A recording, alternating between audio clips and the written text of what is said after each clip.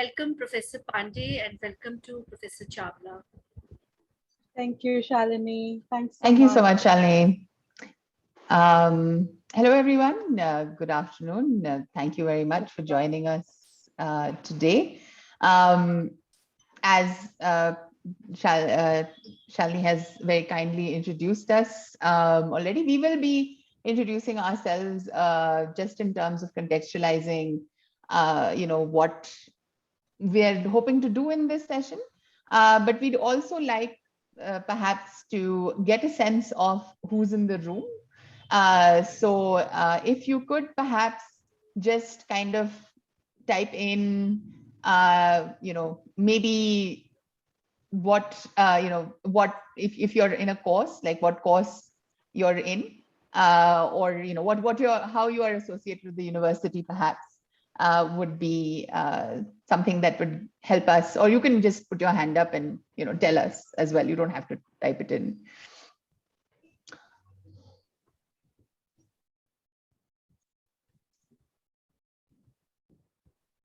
Anyone can start. So, yeah, just. Radha, yes. would you like to start? Okay, we have an antram. Yeah, please. Yeah. Sure, ma'am. My name is Radha. I'm a student at Mumbai University and I'm right now pursuing BA in psychology. And I'm looking to do another year of education before starting my master's. That's why I'm interested to know about the fellowship program. Great, thank you so much. Anantram? Yes, Anantram. Hi, can you hear me? Yes. Yes. Hi, good evening. This is Anant. I'm pursuing MA DLB. I'm in second year of MA DLB in Jindal University. I want to pursue my PhD after this in the field of humanitarian logistics. So I thought it would be interesting for me to attend to this webinar to understand how we can take research as our profession also. So, great, thank you so much. Yes, looking forward to get some useful information and tips so that I can plan my career. Great. Anyone else? Just once more, you can also put it on the chat. Yes, we just like to know, who's, as I said, who's in the room, so that we can, tailor what we're saying accordingly. Since, we're all virtual and we don't know, we cannot see you.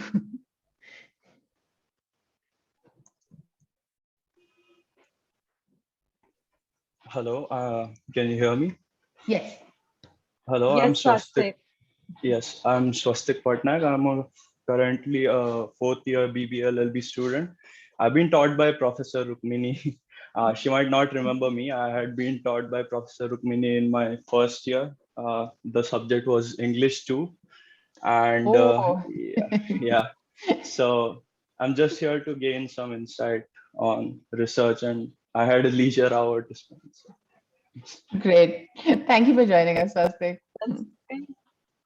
That's such a compliment, Swastik, that you would spend your leisure I know, hour with on us, this. that's There great. isn't a greater compliment, especially on a Saturday. Anyone else?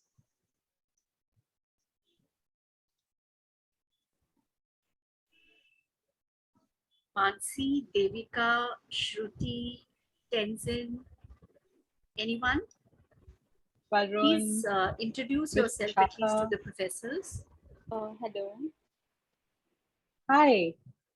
Yeah, my name is Devika Thakur. I'm pursuing my BA LLB from General Global Law School. And I'm also here for just like exploring the field, just like Swastik said, for leisure. All right, great. All right, so if anyone is, Mansi is also a penultimate lawyer student from JGLS with a keen interest in within the umbrella of human rights, minority rights, and gender issues, which is great.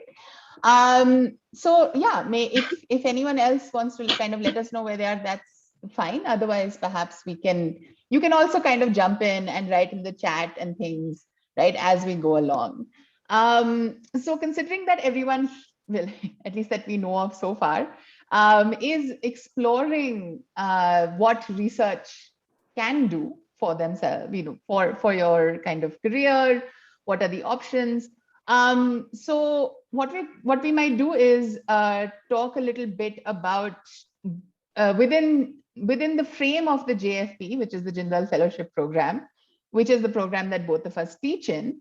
But obviously, everything that we're going to be talking about in terms of how we teach research will be applicable to, I mean, at least hopefully applicable to how you're going to think about positioning yourselves as young researchers as you enter, your next steps. So that would be, I think, what do you think, Swati? Would that be something that makes sense as we go along? Yeah. All let's right. get started. Okay, so let me just share.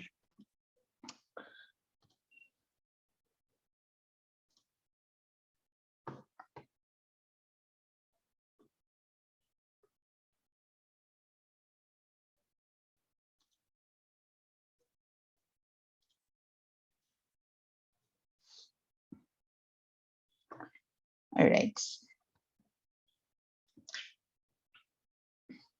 I hope my screen is visible. I hope. Yeah. It's up. It's up. Okay. Yes. Yes.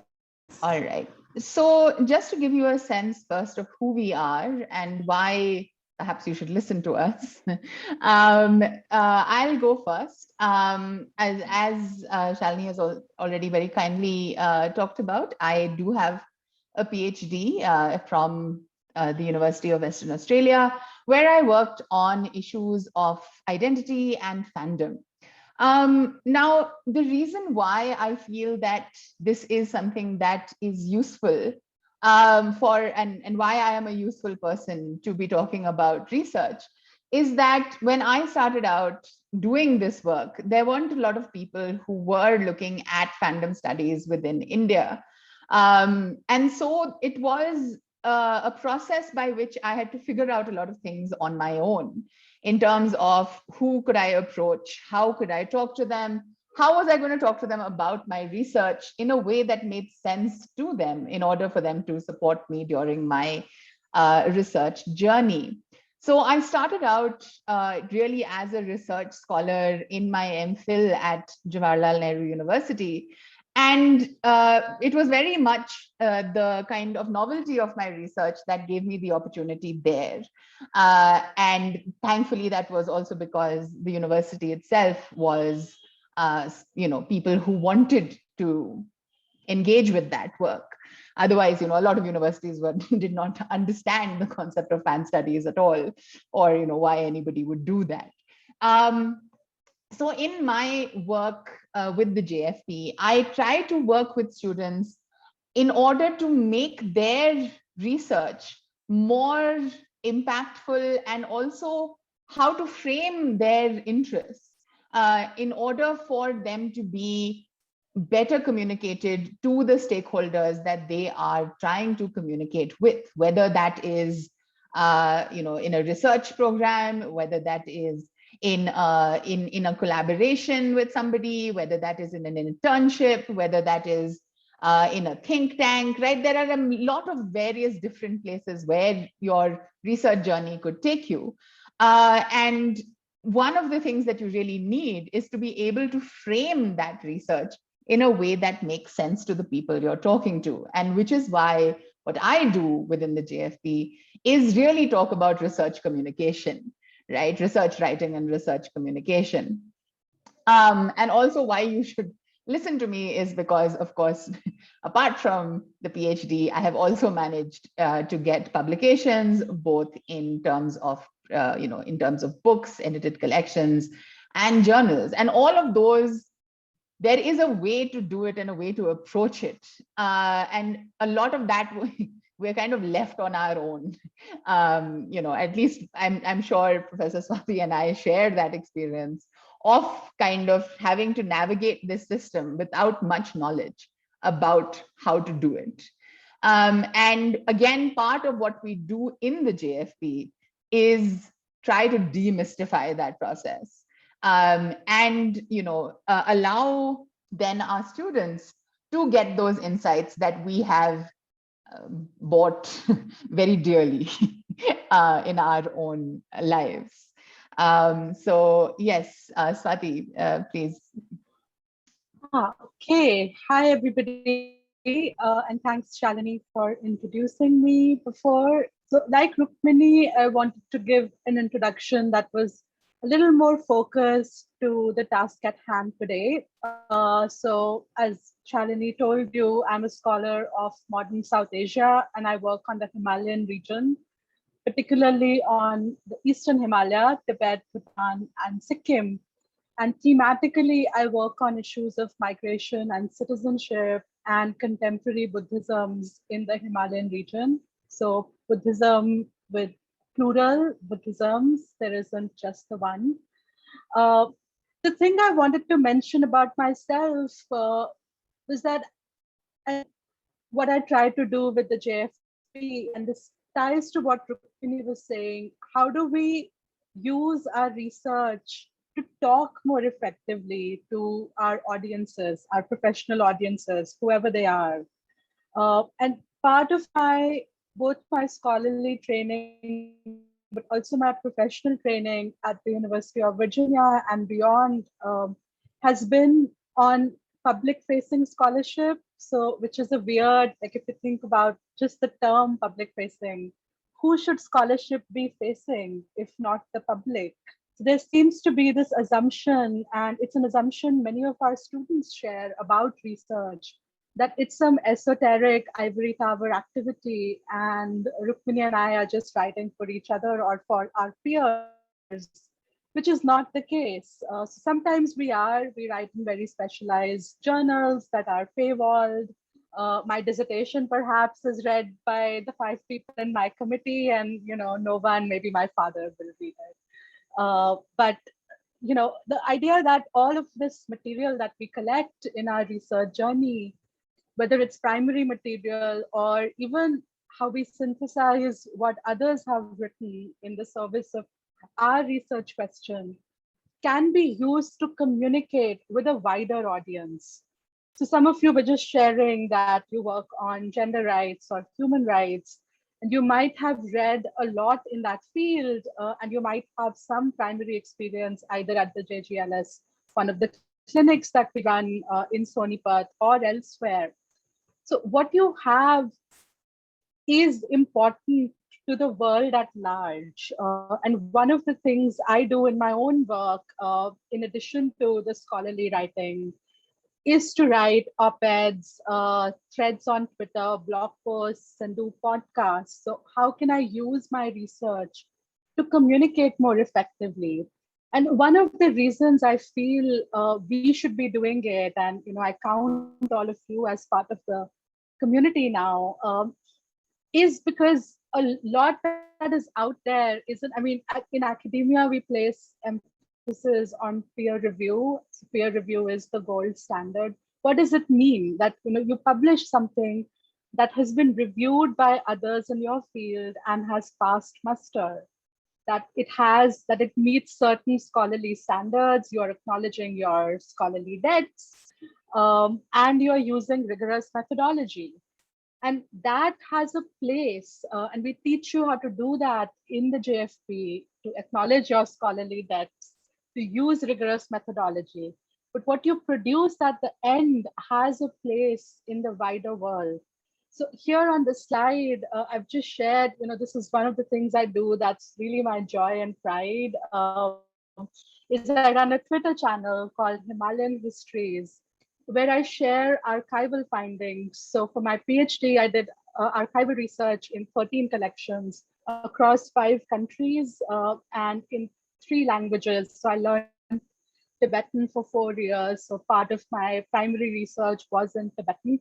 And I felt that most of what I had collected, didn't make it to the dissertation, won't make it to the book, but it was still interesting and it was important. So I put it out there on Twitter, but even as I do it, I try to acknowledge where it's from, the context within which I encountered it, and sometimes signal at other materials that might be relevant with it. That's how I'm using my scholarly training as someone who can find the right archives, make connections between what I encounter in a primary source and what others have said, and putting that in a narrative. So it can also be done on Twitter to engage with a wide audience. It doesn't have to be in a dissertation that only 5 people in your on your committee read, right? So we want to understand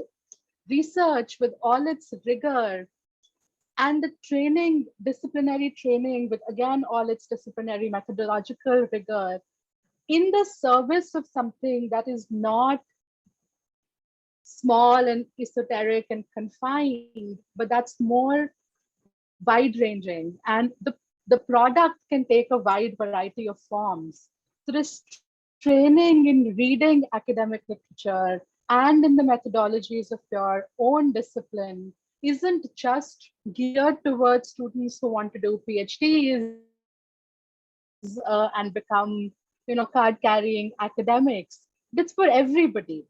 And it's to make our public discourse more informed. And so in that sense, JSLH, it's a school of humanities. That is the larger humanist agenda, if you will. Why come to a department of humanities to do a 4th-year degree in psychology, or if you want to do a PhD, or you want to get into HR or one of the psych fields later, why come to us?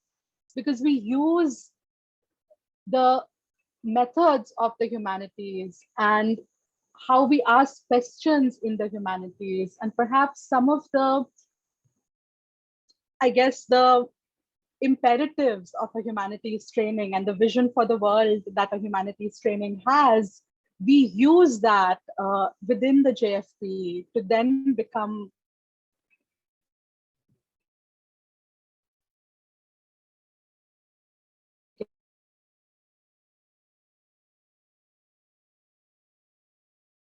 for that. It was a very long introduction. Out Himalayan history for my channel. Thank you so much, Swati. That was really lovely the way you put that together. So why are you here? Of course, you're here to talk, to hear us talk a little bit about research and how we approach it. But of course, as I said, we're going to be talking about it within the context of how we approach it in the JFP. So there are 2 primary courses that both of us teach within the first semester of the JFP, which is advanced writing and communication, research writing and communication, which is what I do, and advanced research methods, which is what Professor Swati does. And what we'd like to do is kind of think about, why those courses are important and what we try to accomplish, and where you can go forward, right, with that. What are the highlights, the expectations, and the opportunities, and how can we, how do we actually look at processes of mentorship, feedback, and assessment. And of course, what are the possibilities of growth and generating impact within the program itself. So the JFP, first of all, and of course, all throughout, there are many opportunities for questions, etc. We're very happy. It's not a it's not a super formal kind of thing. So anytime you have questions or concerns, please do feel free to put that out there. So the first thing I'd like to say, I guess, is that the JFP is meant to be a springboard. That is what it is, what we're trying to do. We're trying to enable students who are thinking about research, but may not be completely sure of either what they want to do, or are kind of prepping themselves for that next step into a master's or a PhD or an MPhil or whatever it is that you're looking for, really to kind of equip you with the tools that you will need, the tools, the habits, the states of mind, the the skills that nobody really tells you are important. So again, sometimes grad school feels like a secret club where everybody knows the codes and you don't. And some of those codes are things that, we have built into the program. So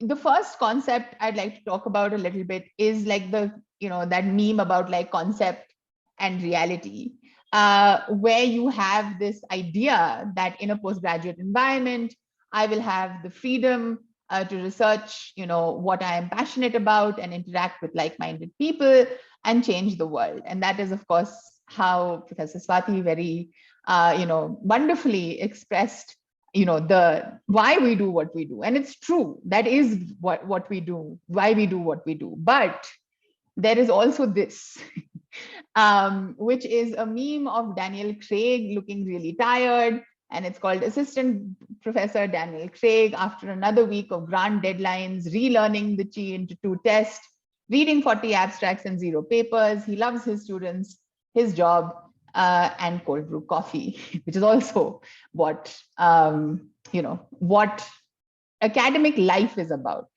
right? So why I've put this these two are kind of how like the two poles of the research experience and postgraduate experience and teaching experience to an extent as well.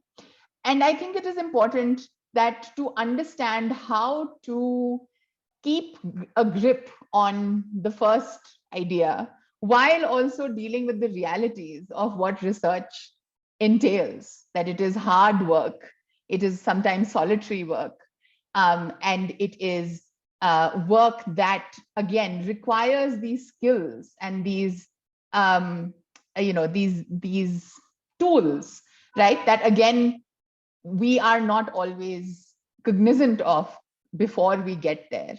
And that is what the JFP does try to do through both courses, research methods and research communication. Swati, is anything you would like to add at this point? Okay. So just to kind of give you a sense of, again, research writing, I'll talk a little bit about research writing, and then Swati, you can perhaps take over talking a little bit about research methods. And again, there is this meme, academics love memes, where it is a graph of, how clearly can you articulate your thoughts. And, it's when speaking is this much, when writing is this much, and, in bed at 2 a.m. when thinking about writing, then you're like, I got this, like, I know what I have to say. I know this idea that I have, right? And the point of the research writing course is to help you get from the 2 a.m. into your writing, right? And it is difficult. Academic writing is difficult. It is, but it's not impossible. And it is certainly not something that you shouldn't be working on, because it really is the primary way, research writing and communication is the primary way that your work gains value, right? And a lot of the time, because we spend so much time thinking about our research from an internal point of view, we don't think about it from an external point of view. We don't think about it as in how are readers receiving it, how are stakeholders interacting with it, how, you could be as passionate as you want about something, but unless it makes sense to someone who is listening to you, then, that gap is very, very necessary to bridge. And academic writing and communication is really at the core of that. And so that is why this semester, I find the JFP writing course to be quite a unique space, because it is very rare to be able to find that space in which somebody is kind of dedicated to looking at your writing and thinking of and helping you think through the mechanics of it, right? Because, you may have had like how to write an essay in your first year. I teach that course too. I taught it, I probably taught it to Swastik, years ago. But after that, you're kind of, you kind of try to make it up on your own. And sometimes you're better at it. And sometimes you think you're good at it, but, nobody's really given you that feedback.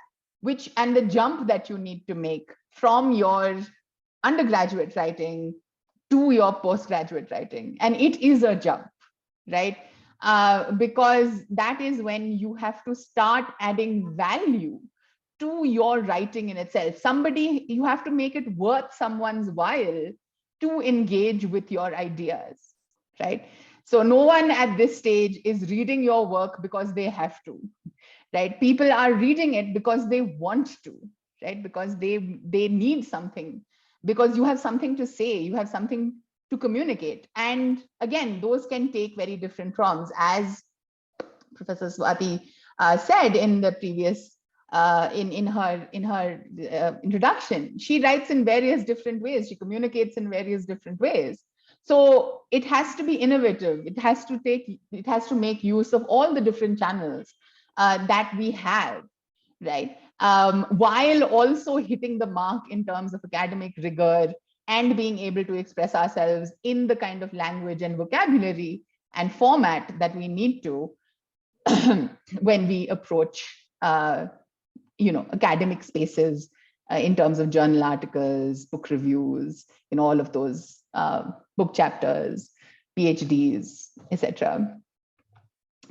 So the objectives then are to target specific skills that are required to help you make this transition, as I said, this jump, which is a hard jump to make, but it can be made easier.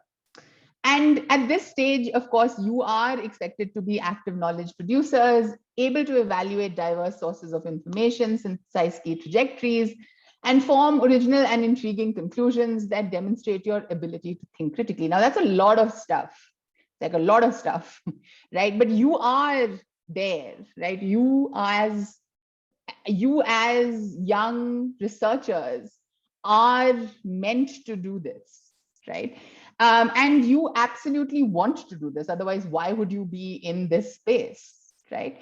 But again, those codes that you need to know, those habits that you need to inculcate, the critique that you need to listen to, right, is very often not given to you because of the paucity of time that a lot of your mentors, suffer from, right? So even if you go to your master's or even if you go to your PhD, again, this kind of detailed work that the research writing and communication program and the methods program is going to do with you that is why this space is a unique space, and that is why it is of value.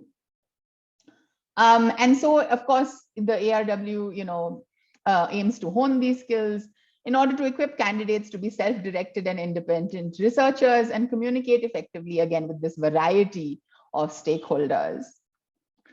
And, so what will you be doing? You will be writing a diverse portfolio of writing and communication skills. You will learn how to remain flexible and adaptable. You will,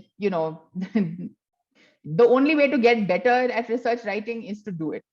Unfortunately, that is, the saddest fact of all. And sometimes you do need somebody standing there, with a little prod being like, right, and that's me. Right. And also, of course, with the processes of one-on-one mentorship on writing and research projects, both within the JFP and also, of course, to enable you if you have something that you're looking at in terms of getting a publication out, something like that. Like that is also something that can be accommodated within the scheme of things. We're also, of course, going to talk about introduction to, grant proposals, research reports, all of those things. And as I talked about earlier, demystifying, the publication process and the essential soft skills for graduate students as well. How do you contact a professor that you really want to discuss something with, right? Is it okay to approach someone? How do you network in the age of, virtual spaces?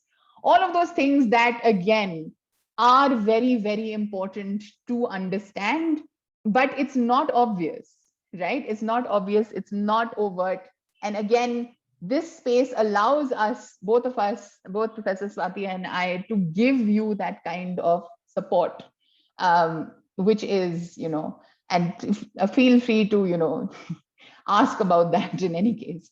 Those tips are out there, of course, but again, it helps to have it in a more structured, concrete way. The last thing I'll kind of talk about is the 3-minute thesis competition that is also part of the JFP and part of the advanced research writing and communication course in particular, where you have 3 minutes in which you have to talk about your entire project. And 3 minutes is not a lot of time, but the 3-minute thesis competition is an internationally recognized format for graduate students to encourage them to be able to, again, make their research applicable and, again, impactful in terms of lay people as well.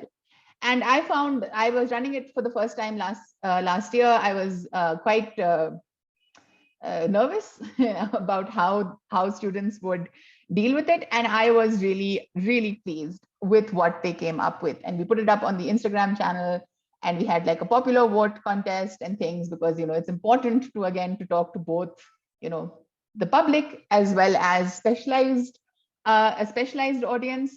And, they kind of blew it out of the water, which was great. And again, it's again a bringing together of both foundation courses, really, because you can't write unless you have your methods in place. And you can't have your methods in place unless you know what you're writing about. And so the two courses really do work in cohesion with each other. All right, so I guess I can play this. It is one of the 3-minute thesis contest entries. It scored very well, both in terms of public engagement, in terms of the Instagram channel, and it also got very high grades from the technical, from the academic committee. It's basically again a bringing together of this. This is Navya Gugnani, who was our past student last year. And this is Navya bringing together, again, a whole semester's worth of work in both our courses to produce this 3-minute explanation of what she's doing and why she's doing it, which is incredibly difficult to do. And so I thought that I would share it.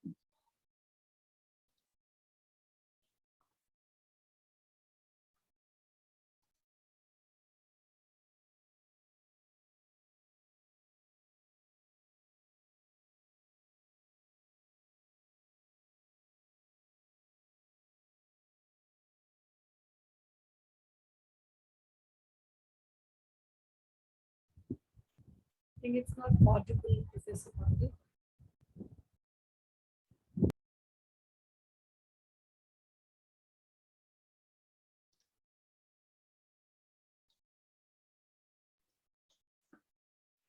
Apologies, let me see why it is not audible.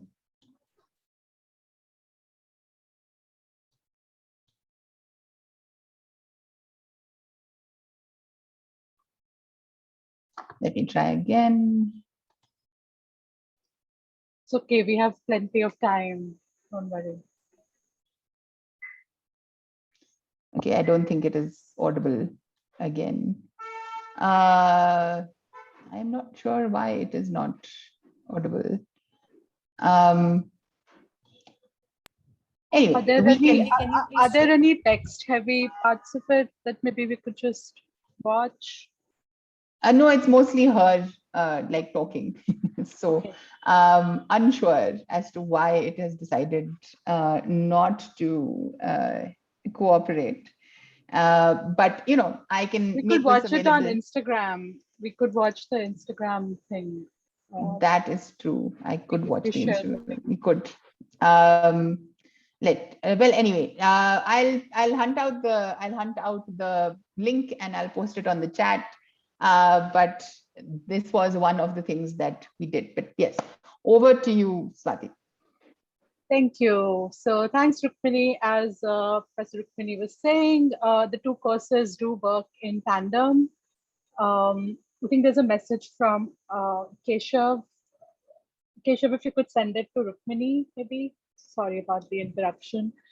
So the two courses do work in tandem. The Advanced Research Methods course is divided into two parts. They're not equal parts, but the first sort of 2/3 of the course is what all of the students do together, which is starting to think about what research is, what's a good research question, and how do we research in the digital age.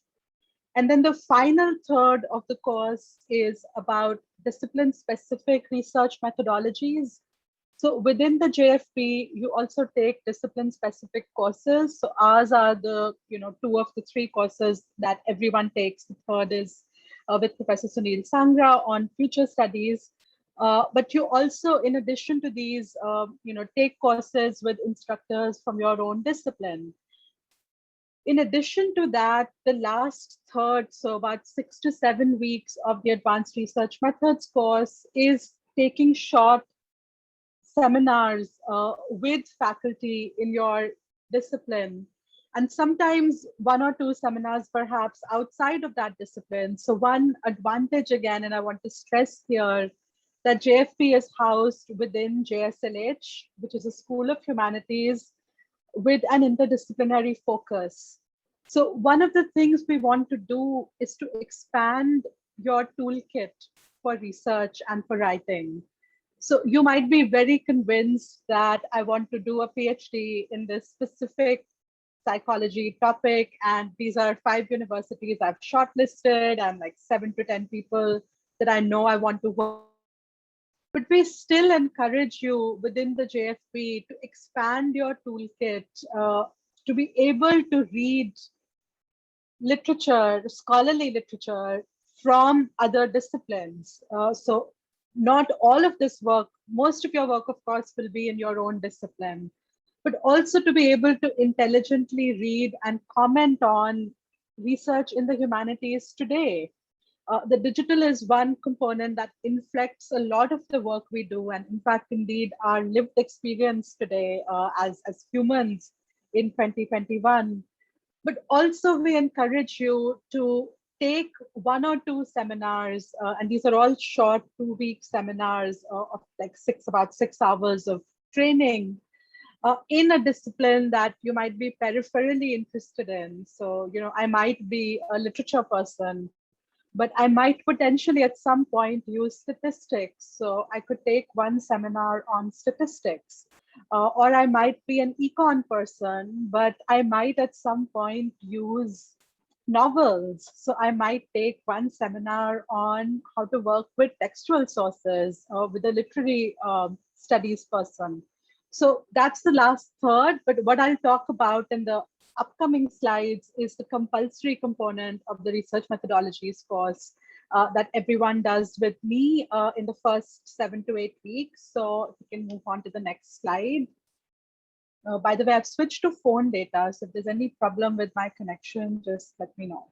Okay, so the first thing, and this is something Rukmini also alluded to, and, this is actually, as I think Rukmini said earlier, we've learned it the hard way. So that you don't have to, right? So the first shift is the attitudinal shift. Now we are always doing research in some way, we are consuming information. I sometimes, on most days actually start my day just going through my Twitter feed and, what has happened in the world in these 6-7 hours that I was asleep. And I consume a lot of information, whether it's from a book or on Twitter or on a news channel, or you're talking to a friend, but that is different from doing research. So what is it to actively read versus passively read? Active reading is mostly, and again, this is something we differ on, and within the humanities, within the academy, there is it's one of those polarizing questions. I read, I print everything out, and I annotate with hand. And I know Rukmini doesn't, and she reads on the screen. But this is how I read. But however, whether it's on the screen or and I actually put stuff here all over my walls with post-its and maps. It's part of my work is on cartography. But you read, you actively engage with the source. Okay, so this is something this course teaches you.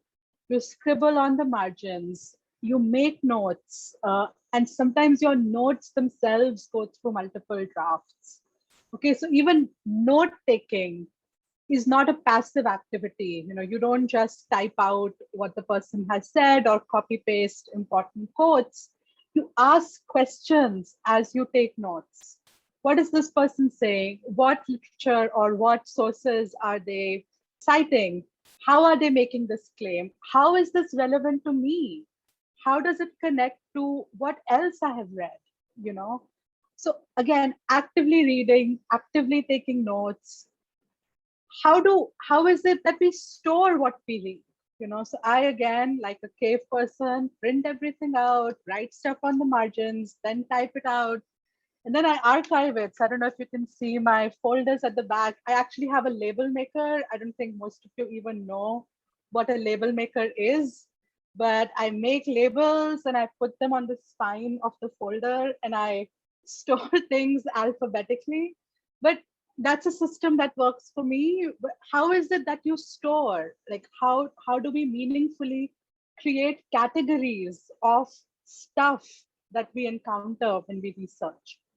How do we label things more effectively? So many of the softwares, and we also actually teach you, we workshop you on using bibliographical software and also note-taking software. How do we create tags more effectively? So I think all of you who work with Instagram or Twitter know about these tags, but we also create them for our research. So how do we store stuff in a way, that is easily retrievable? So each of these is an analytical exercise. What tag to put, what label, how do you store? So I used to store my archival documents chronologically. And then at some point I decided actually they needed to be stored regionally. So there was stuff on Bhutan and stuff on Sikkim and stuff on Eastern Tibet and Western Tibet. And then, now it's chronological, regional, and thematic. So each of these, there is some analytical, cognitive work that you need to do to create these things. And again, I think what Rukmini was saying, part of, this is what they don't teach you in grad school and they assume you already know. We demystify it and we do teach you. So we teach you how to create an effective tag. We teach you how to create an effective label, whether it's with the label maker or without. How do you store your files in a way that you can retrieve them? And how do we talk to each other? How do these notes that we take talk to each other? And one thing we emphasize, and I think this I should have said earlier, and I think Rukmini also alluded to it a little, it's not about inspiration. Books, academic books, actually even fiction, doesn't just come to you in a dream. The romantic artists sort of gave us this idea, but they produced draft upon draft upon draft, and they researched, often in multiple languages. They were well versed in the philosophical traditions, political traditions of their time. So nothing really comes out of your head at 2 a.m. because, God put it there or somebody else put it there. That's not how this works. So much of this is standing on the shoulders of others, what others have said, what they've written, the questions they have asked and perhaps not answered effectively, or the context of those questions has changed. For example, if I were working on privacy, the concept has changed, right? My context has changed of privacy today in the digital age, than what it was a few years ago. So much of this is to emphasize the groundwork that you need to put in place before you can take that leap and write your original work that all of us want to write. In fact, even first books, my advisor used to say this, dissertations are not original. Even first books very often are not sort of original, field breaking. No, they are at most, at least in my discipline, an incremental contribution to what exists, what maybe 30 years later would be a footnote. And that's all you can do to prove in your early years as you're flexing your research chops that I know how to read literature in the humanities, I can synthesize it, and I can write intelligently about it, following the scholarly conventions of this field. Okay, so one of the things I teach you is the Zettelkasten method, which is a note-taking method, and it emphasizes connections among different texts that you have read, and it emphasizes taking notes informed by your previous readings and what interests you. So not taking notes in a way that's faithful to the author, but in a way that's faithful to your own research project. And don't be this guy in the meme, okay, overwhelmed by all this reading. Have intelligent notes that you can draw on. Okay, next slide. And I will go over the other ones more quickly. So how do we do postgraduate research? You don't just say, I Googled it. Like, where did you find this? On the internet. No. Also, how do we Google more efficiently, more effectively? So how do you use a search engine like a boss? How do you build a bibliography? Well, one way, and if you learn nothing else from this slide, you build a bibliography by chasing footnotes. That's the most effective way to build it. So you find out what this source that you are reading is citing, and then basically you go back. What is it that makes a good question? What makes an answerable question? What makes a question that is informed by the literature, that is standing on the shoulders of what others have done? And how do I choose the tools that I'm using? So these methods that we teach you are not value neutral. They also come out of long-standing, very often disciplinary conventions and biases. So we try to make you more sensitive to those. Okay, next slide. So research in the digital age. So this is our second module in the course, where we talk about how to become sensitive, critical, and reflective readers in the digital age, and how do we use digital tools, and how do we participate in digital spaces as critical thinkers. We learn how to use the most useful tools for our own research. And again, going back to the point about tools not being value neutral, and also develop a familiarity with different digital humanities projects. That's one subset of researching in the digital age, is digital humanities. And we teach you the vocabulary of this sort of the basics of this field, so you can read this research in the digital humanities more critically and sensitively. And also, how do we develop rubrics? So again, how do we evaluate research? So before we do our own, we need to understand what is it that makes effective research and writing. So you can't just say, I like it, I don't like it. It speaks to me, it doesn't speak to me, it's boring. So we have to get smarter than that, and we need to learn the lingo, and we need to develop rubrics that again reflect our values and what we want to emphasize. So we teach you how to do that. And finally, last slide, I think the last slide. So part of what we do within the digital module is DH, of course, but also social networks, big data. I know these are all words, but the robots are coming. Maybe they're already here.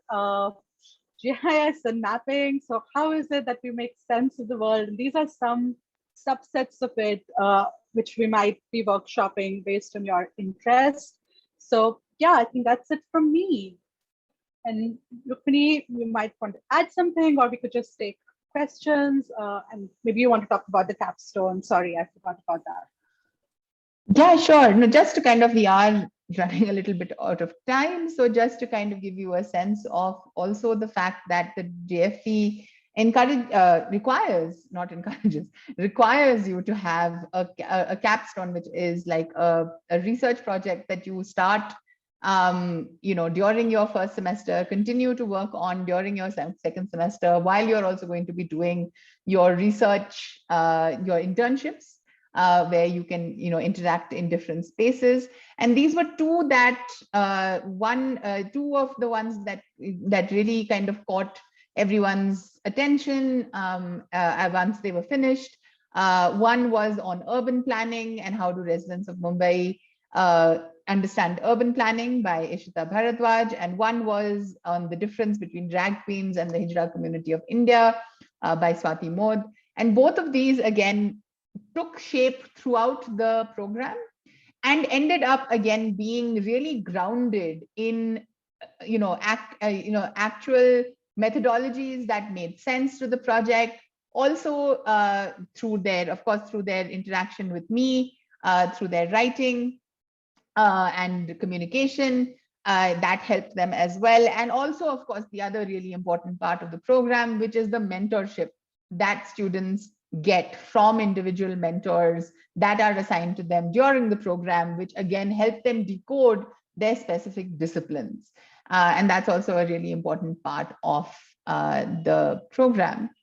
So finally, what are some of the stuff that you would be doing? You would be producing, innovative research projects, as we've said, and that wins you kind of recognition.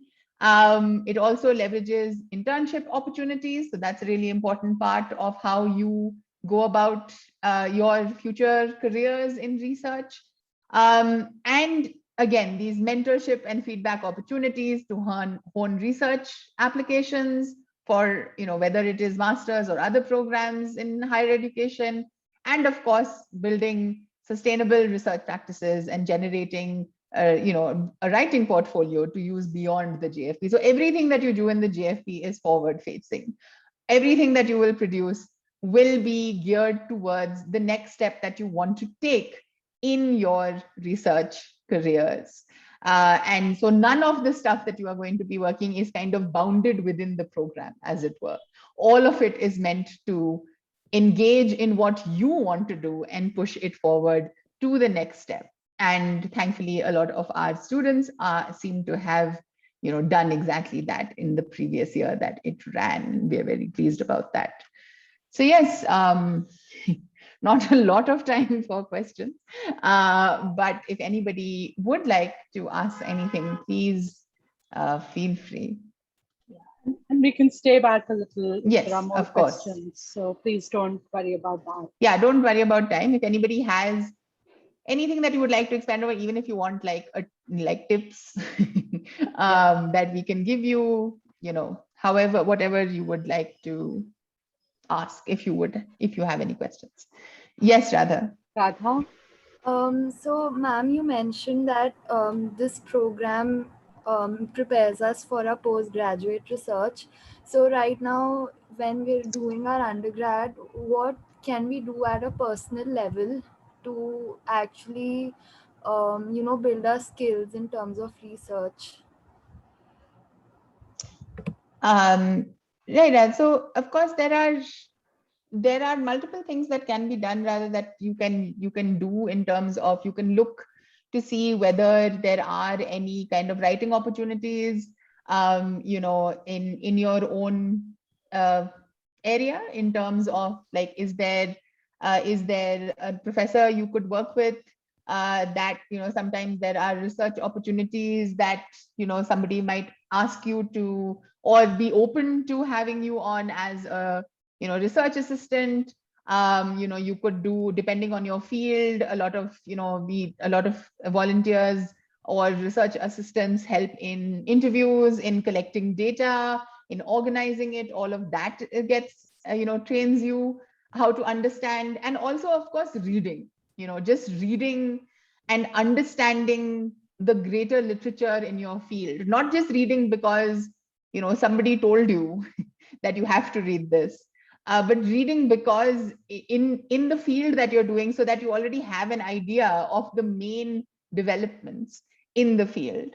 And also, of course, now that one of the perhaps few advantages of the pandemic means that there's a lot of material online these days. There are a lot of seminars, there are a lot of lectures, so stuff in your field, right? You can now get to know in different formats what is the most interesting things being discussed in your area, so that you can also start thinking about how would you approach this, right? Like, again, it's not about original work at this stage, it's about understanding what's happening, right? It's understanding the field as a whole.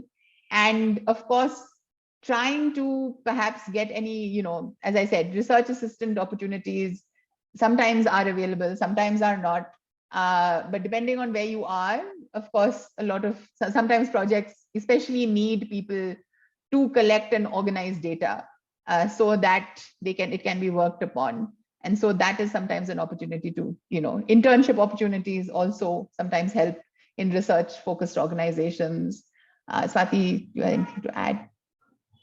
Also, if you can find 1 or 2 professors in your department who are actively engaged in research, who are publishing, and maybe just talk them up, ask them if you can meet them for coffee or a virtual coffee, and ask them what they are doing and how they are doing it.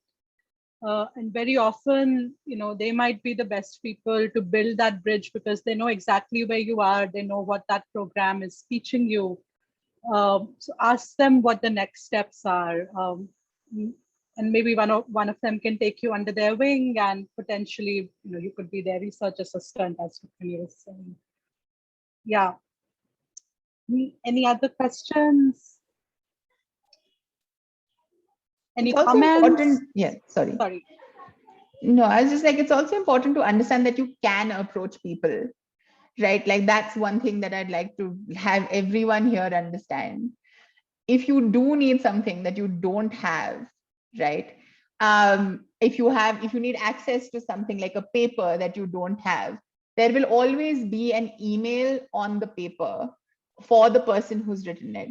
And you should definitely try to shoot your shot and email them and ask them, right? Worst comes to worst, you won't hear back, right? But most of the time they'll send it to you because academics want to be read, right? And paywalls and journal academics are not making money off they're not making any money off their papers, right? So always try, right? Always try approaching somebody if even if you're interested in their work, right? But go with specific questions. Always go with specific questions. Always go with something that you need, and you would be surprised as to how many people will be available to talk to you, right?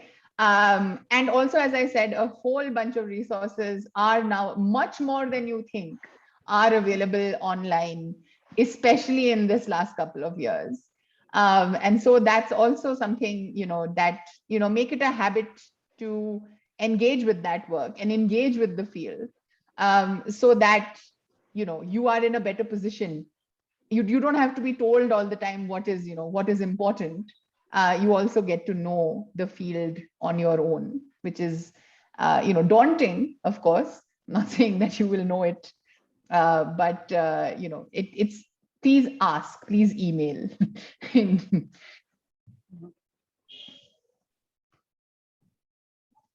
Comments or suggestions for us? If there are no questions, or any questions about the program, either for us or for Shalini?